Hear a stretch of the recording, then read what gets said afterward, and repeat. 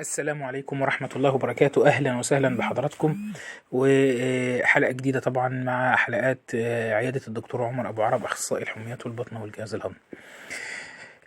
ليا بس تعليق على حتة أو على موضوع بتاع حمى البحر المتوسط. الحقيقة الموضوع أنا ما كنتش متخيل إن يعني في حالات كتير متعايشة مع حمى البحر الأبيض المتوسط من غير ما تبقى عارفة ان دي حمى البحر الأبيض المتوسط. الحقيقة خلال الأسبوع اللي فات شفت 3 حالات و3 حالات مختلفين، يعني أعمار مختلفة. شفت طفل عنده 12 سنة، شفت زوجة عندها 21 سنة، وشفت شخص برضو حوالي 38 سنة أو 40 سنة. الحقيقة انهم بيعانوا من سخونية بقالها فترة طويلة، او ألم في البطن بقاله فترة طويلة، وبيتردد عليهم الوجع، وحقيقة ما يعرفوش حاجة عن حمى البحر الأبيض المتوسط وما تشخصوش.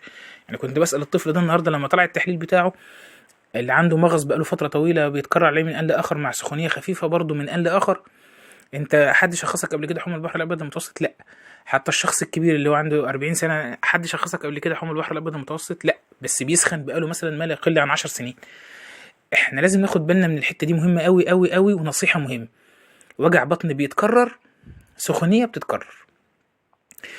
بتتكرر على فترات متباعدة، على شكل ثابت او على شكل نوبات ثابتة، مثلا يفرق بينها اسبوع، يفرق بينها شهر، يفرق بينها اسبوعين، اخد بالي منها قوي. ألم في البطن ما بيروحش، بيجي على شكل دوري، برضو اخد بالي من الحتة دي قوي. يعني جالي فيهم حد عامل الزايدة، يعني جات لي فيهم الست اللي هي ربة الأسرة دي، عمرها في العشرينات مثلا أو قريبة من التلاتينات، عملت الزايدة وقالت لي ألم الزايدة يعني ما راحش، يعني عملت الزايدة ولا كأني عملتها.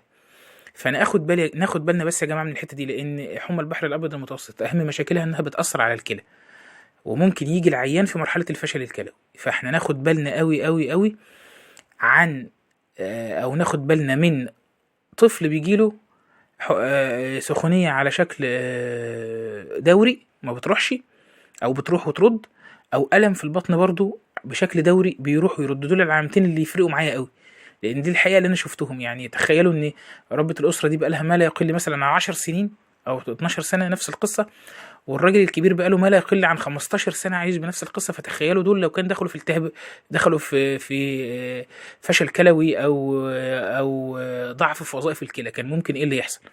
فناخد بالنا بس. يعني حمى البحر الابيض المتوسط احنا من الشعوب اللي بينتشر فيها الموضوع، يمكن ما بيتشخصش كتير لان ما حدش كتير كان يعرف عنه.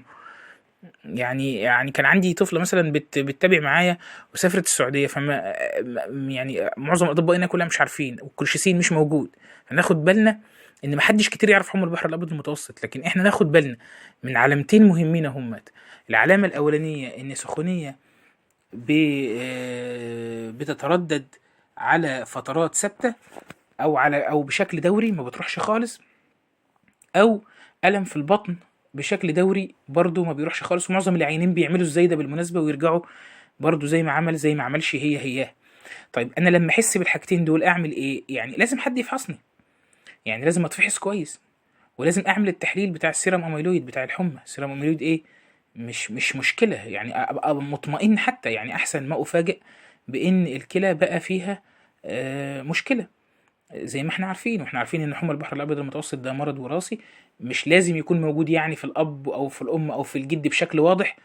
ممكن يكونوا حاملين بس وظهر عند واحد من الاحفاد او واحد من الابناء، لان احنا عندنا نوعين: حامل ومصاب. المصاب بتبقى الجين من الاب والام بايظ، اما الحامل بيبقى جزء بس منه، فبتبقى اعراض الحامل اضعف من اعراض المصاب. يعني المصاب بتبقى اعراضه سريعه ومتتابعه وبشكل سريع، وبتبقى يعني بشكل متواتر كده، ما بتقفش، يعني بتبقى واضحه وبتبقى ألمها شديد جدا.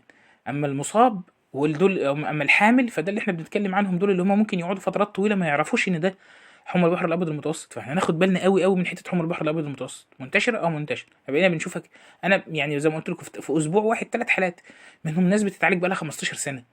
يعني فلازم ناخد بالنا قوي من حته حمى البحر الابيض المتوسط. مش لازم اعمل تحليل الجين الغالي، اعمل الاول السيرم اميلويد اللي هو التحليل البسيط الاولاني بتاع الدم، واعمله يستحسن يكون اعمله في وقت النوبه، يعني لما يبقى عندي المغص ده الافضل ان انا اعمله. تمام.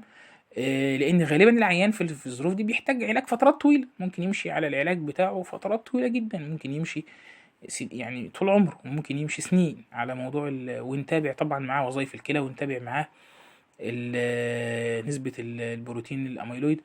فاحنا ناخد بالنا قوي من الحتة دي، يعني ناخد بالنا كويس جدا من الحتة دي. لو جالي سخونية متكررة على شكل فترات، على شكل نوبات كده، تروح تختفي فجأة وبعدين ترجع تاني، تختفي فجأة وبعدين ترجع تاني.